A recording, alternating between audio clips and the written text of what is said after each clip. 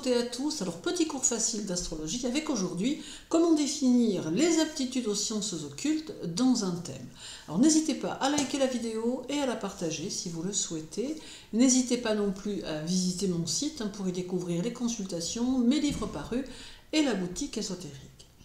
Alors, petite précision tout de même, je vais vous donner bien sûr les principaux éléments à analyser pour définir des aptitudes aux sciences occultes. Toutefois, ce ne sont que quelques éléments. Il arrive parfois qu'une personne qui ne détient pas forcément la totalité de ces éléments, de toute façon cela semble quand même quasiment impossible d'avoir tout sur un seul thème, qu'une personne puisse malgré tout faire preuve de capacité dans ce domaine occulte. Donc il faut que vous preniez ce que je vais vous donner avec une certaine distance, un certain recul, et que vous puissiez arriver à le prendre, à le mettre sur un thème, mais avec quand même votre propre appréciation. Parce que c'est toujours quand même très très important d'avoir sa propre idée, sa propre façon de percevoir les choses. Moi, je ne suis là que pour vous donner les significateurs principaux, mais après, c'est à vous, bien sûr, de faire le reste et de vous fier aussi à votre intuition et à ce qui peut se dégager de la carte du ciel. Parce que parfois, il y a des petites choses relativement subtiles qui sont sur la carte du ciel et qui ne font pas forcément partie des significateurs et qui pourtant, à cause d'un aspect ou d'une position ou d'un degré, peuvent être importantes dans ce que l'on cherche à définir. Donc, comment définir les aptitudes aux sciences occultes dans un thème? Eh bien, on va d'abord en tout premier lieu s'intéresser au rôle de Neptune. Neptune qui doit ressortir tout particulièrement, car elle est quand même la planète de la spiritualité, de la médiumnité, du rêve et bien sûr de l'illusion. Alors un Neptune fort, surtout aspecté par la Lune, Mercure ou en maison spirituelle, va favoriser la sensibilité psychique, la médiumnité et les dons extrasensoriels. Alors il en sera d'ailleurs de même pour un Neptune en Scorpion ou un Neptune angulaire. Alors puis on va s'intéresser à Pluton. Alors Pluton qui est le symbole de la transformation, de la mort et de la renaissance, mais aussi des mystères cachés. Alors, une forte influence de Pluton, par exemple conjonction, Pluton dans les angles ou en aspect au Soleil, à la Lune ou à Mercure, eh bien, indique une quête de vérité cachée ou une intuition profonde. On s'intéressera aussi à Uranus, Uranus que l'on associe à l'intuition fulgurante, à l'originalité, à l'astrologie et aux sciences alternatives. Alors, des aspects forts à Uranus indiquent souvent une pensée non conventionnelle, une attirance pour l'ésotérisme technique, comme par exemple l'astrologie, la numérologie et ainsi de suite. Et un Uranus en Poisson aura aussi toute son importance.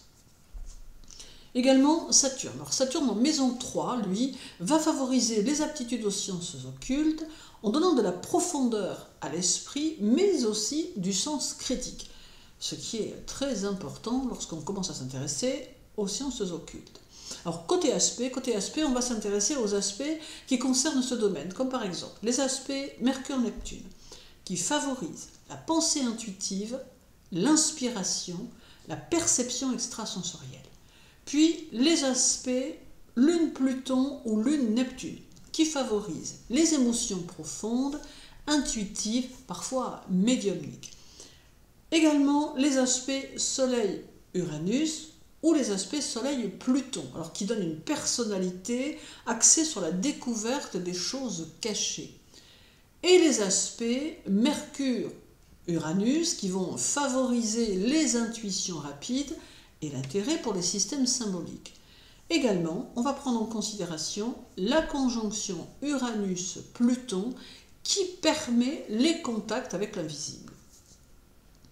Or, en ce qui concerne la maison, on va surtout s'intéresser à la maison 9, la maison 8 et la maison 12, qui doivent être importantes. Alors, la maison 9, parce que la maison 9, elle est reliée à la quête spirituelle, aux études ésotériques ou mystiques, et surtout d'ailleurs si Neptune, Uranus ou Pluton s'y trouvent, bien sûr. Alors, la maison 8 parce qu'elle symbolise la maison de la mort, du mystère, des transformations profondes. un amas de planètes ou une planète personnelle, ici, dans cette maison 8, eh bien ça suggère une familiarité avec les dimensions invisibles ou cachées. Et la maison 12, car elle est la maison des choses cachées par excellence, du subconscient, de l'inconscient collectif. Alors les planètes dans cette maison peuvent donner une grande intuition, voire un contact avec d'autres plans, spirituels, karmiques, etc. Alors et pour finir, deux petites choses supplémentaires. On s'intéresse à la dominante planétaire, bien sûr, toujours, et l'on regarde la force de Jupiter, qui a son rôle à jouer.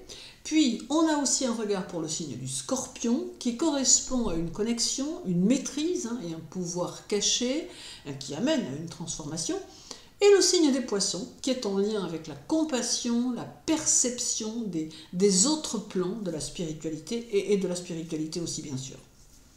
D'autant que les scorpions et les poissons sont généralement quand même, enfin il n'y a pas que bien sûr, mais ils sont généralement quand même très intuitifs.